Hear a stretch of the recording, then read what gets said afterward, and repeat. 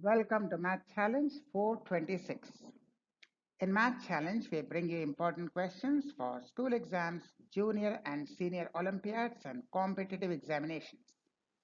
In Math Challenge 426, we are given a circle and a triangle inscribed in it. The triangle ABC is inscribed in a circle, or you can say a circle is circumscribed around a triangle.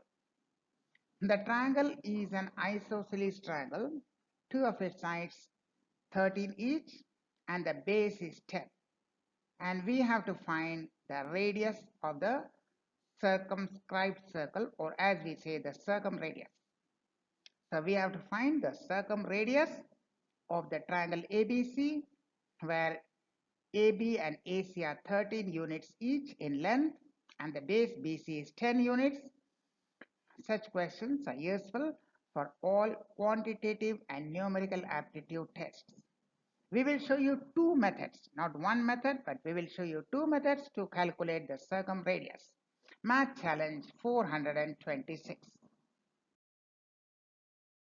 And this is method 1. We told you we'll give you two methods. This is method 1, where no formula is assumed. You will need only the basic property of isosceles triangle and the Pythagoras rule. Except the Pythagorean rule and the basic property of isosceles triangle, we will not be using any other formula. That's method 1. Now look at the line AD. Because AD is perpendicular, it will bisect it, right? The line AD will be bisecting the base BC because it is isosceles triangle. In fact, we can prove that the two halves of the triangle are congruent because AB is equal to AC and AD is perpendicular. So we can actually prove that the triangles are congruent. So the base will be divided into BD equal to 5 units and DC equal to 5 units. The perpendicular AD bisects the base BC. So we can say the base is divided into two segments of 5 units each. So look at the shaded and blinking right angle triangle. Triangle ABD, you can see it is blinking, it is shaded. The hypotenuse is 13 units in length. Base BD is 5 units.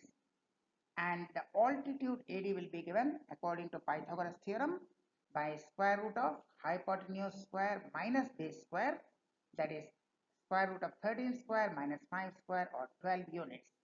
So we get that the altitude AD is 12 units in length.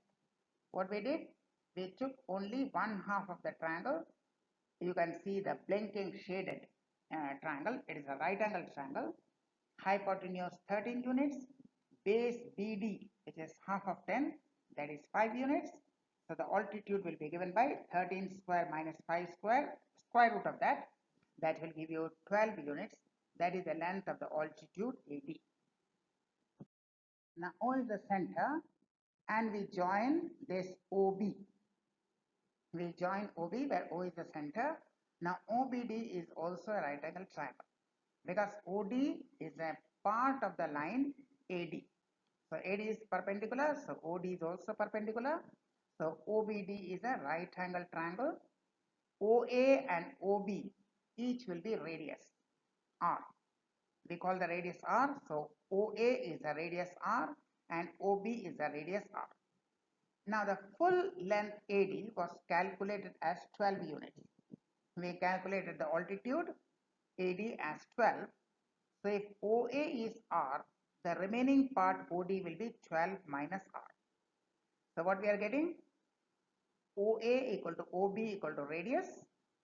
So OB is a radius, and OD, which is equal to the full length 12 minus OA, that is R, that is OD will be 12 minus R. So we are getting a right angle triangle where altitude is 12 minus R, OD, the hypotenuse is R, that is the radius, and the base is 5. So this is the right angle triangle where the altitude OD is 12 minus R, OA is the radius, so OB is also the radius, that is R, and the base BD we have already calculated as 5 units. So look at the blinking triangle. You can see the blinking and shaded triangle where OB is the radius R, OD is 12 minus R, and the base BD is 5 units. So by Pythagoras theorem, R square will be equal to 12 minus R whole square plus 5 square. The hypotenuse, that is radius R, OB, the altitude, that is 12 minus R, OD, and the base BD is 5. So by Pythagoras theorem, R square is equal to 12 minus R whole square plus 5 square. Now from this equation, we will be able to calculate the value of R. So in the blinking right angle triangle, the hypotenuse square, that is R square, will be equal to the altitude square, that is 12 minus R whole square, plus the base square, that is 5 square. So expand this, 12 minus R whole square will give you 144 plus R square minus 24R. 5 square is 25, that is equal to R square. Cancel out R square from both sides. So R square will be equal to, R square will cancel out from both sides. So 169 minus 24R will be equal to 0. 169 because 144 plus 25 giving you 169. 169 minus 24R equal to 0. That is R is equal to 169 divided by 24, that is 7.04. We are using the Pythagoras theorem. OB hypotenuse square is equal to OD, that is the altitude square, plus BD base square. So R square equal to 12 minus R whole square plus 5 square. We expand this 12 minus R whole square, cancel out R square from both sides. We are getting 24R equal to 169, or R equal to 7.04. So that is the value of the circumradius or radius of the circumscribing circle, 7.04 units. Now this is method 2. We will use the formula for area of triangle, the Heron's formula, and also a formula for circumradius. So first we will calculate the area of the triangle using Heron's formula, and then the formula for circumradius. This is method 2.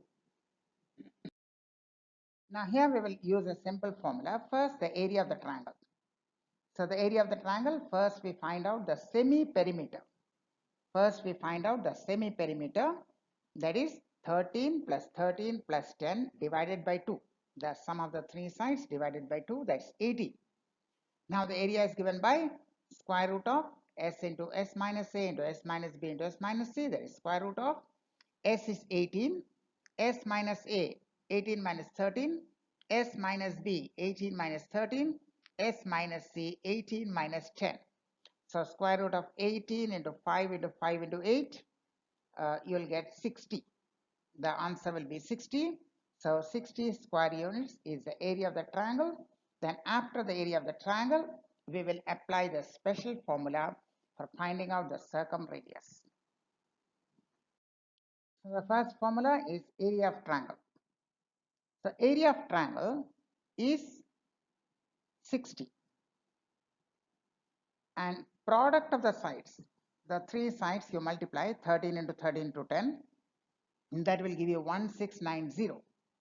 So the formula for circumradius is product of the three sides, the length of the three sides multiplied, divided by 4 times the area of the triangle. So the product of the three sides, 1690, 4 times the area, 4 into 60, that is 240.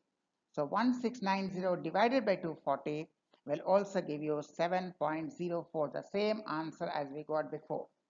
First we calculate the area of the triangle 60, then we multiply all the three sides, the length of all the three sides 13 to 13 to 10, that is 1690. Now we divide product of sides divided by 4 times the area of triangle, that is 1690 in the numerator, 4 into 60 in the denominator, again give you 7.04 as a circumradius, the same answer as we got before. Was that interesting?